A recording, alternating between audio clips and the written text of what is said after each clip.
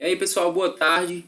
Passando aqui para trazer para vocês o resumo da 44ª reunião do Comitê de Investimentos da Lema, que acontece toda segunda-feira. Na reunião de hoje, a gente mais uma vez iniciou trazendo os números da Covid aí, né? A gente está vivendo agora um momento em que os números eles estão oscilando bastante, muito em função também da propagação desse vírus ainda pelo mundo, né? Algumas regiões que demoraram a ter um impacto forte da Covid agora estão tendo, outras estão tendo um novo impacto, uma segunda onda de contaminação, e a gente observou que, principalmente agora o foco está aqui na América, né? Na América do Sul principalmente, e alguns lugares da Ásia estão retomando aí também. Então a gente viu que estão em queda os números da contaminação no Brasil, na Colômbia, no México e nos Estados Unidos, que é um bom sinal aí para a economia global, dado o porte da economia americana.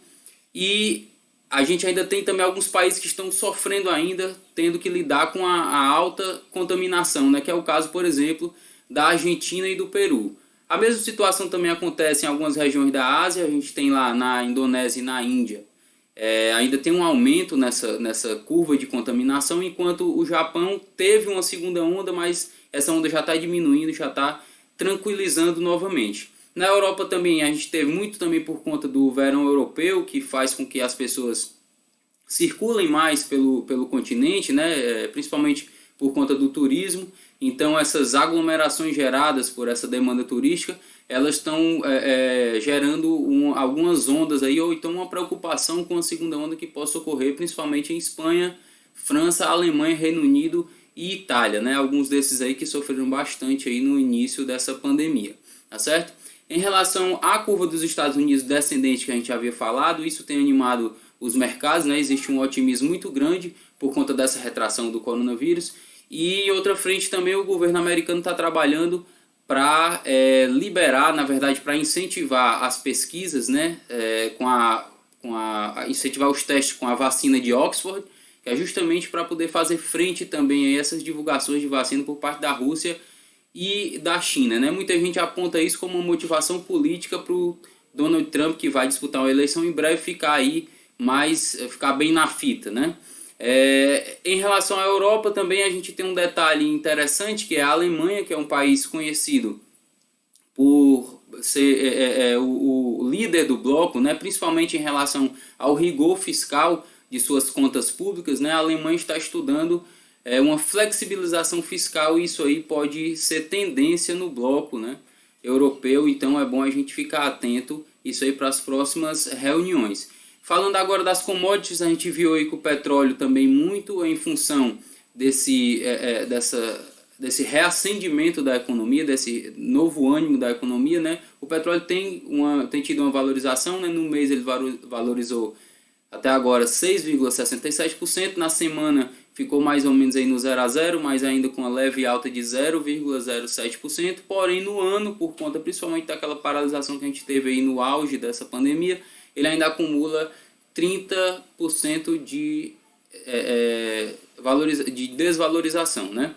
Em relação ao ouro também, que é outro commodity muito procurado quando esses mercados oscilam, né? Quando os investidores querem fugir do risco, os investidores agora, por conta dessa melhora na economia, estão voltando a optar por ativos de risco, e o ouro ele sofreu agora, na última semana, uma queda em sua valorização de 1,84%, acumulando no mês aí 1,46% também negativo. Porém, no ano, como a gente já antecipou nas últimas semanas, ele ainda consegue sustentar aí uma valorização de 27,3%, né?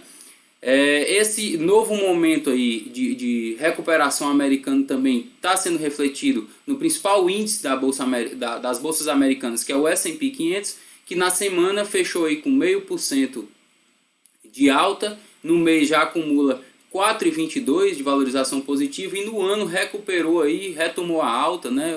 Passou alguns meses aí ainda no campo negativo, agora recuperou a alta, está em 4,06% positivo. Enquanto a nossa bolsa aqui, por outro motivo, né, o Ibovespa, aí, principalmente por causa do otimismo gerado com a expectativa de novos programas, incentivos econômicos, né, a partir da fala que o Paulo Guedes vai ter amanhã. Paulo Guedes amanhã tem em sua agenda, né, um pronunciamento em que vai divulgar alguns programas de incentivo econômico para o país, né? Para as camadas aí da indústria, dos serviços, da população, e o mercado está bem animado com isso. Então, por conta disso, também o Ibovespa aí já está oscilando na casa dos 100, chegando agora aos 102 mil pontos no dia de hoje, né?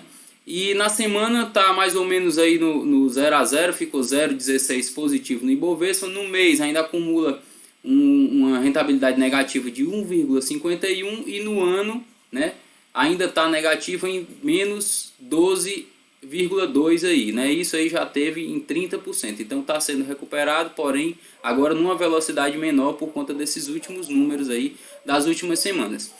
Falando agora do relatório Focus, né, da reunião de sexta-feira que foi divulgado hoje, ele traz aí um aumento na expectativa do IPCA, então a inflação para o final do ano esperada agora é 1,71%. Em relação ao PIB, há também sinais de melhora na expectativa do PIB, né, ainda com a retração do PIB, mas agora em 5,46%. Então o resultado do PIB apontado nesse relatório é menos 5,46%. A previsão para a Selic permanece nos atuais 2%, né, isso já pela 8ª semana seguida, e a previsão do dólar também permanece em 5,20, embora o dólar esteja sendo já há algumas semanas negociado acima desse valor. A expectativa ainda permanece aí para 5,20 ao final do ano, isso já pela 10ª semana seguida. Então é o 10º relatório Focus que traz essa projeção do dólar, né? O dólar que esse ano já se valorizou 39,42% e esse mês 0,06%, e na semana também teve uma leve valorização de 0,03%. Em relação aos nossos índices de renda fixa, o destaque nesse mês é o IDKA2, né, que é o único que está superando a meta atuarial até aqui, e a gente tem no campo positivo ainda, junto com o IDKA, o IRFM1, o CDI e o IMAB5, né? No ano a gente tem aí a maioria dos índices no campo positivo. Agora só o que virou novamente para o negativo foi o IMAB5+, e o destaque continua sendo na família dos IRFM e no IDKA2. Tá ok, pessoal? Então esse foi o resumo da reunião de hoje. Acompanha a gente nas redes sociais, esses vídeos que a gente divulga, e a gente se vê na semana que vem. Um abraço a todos.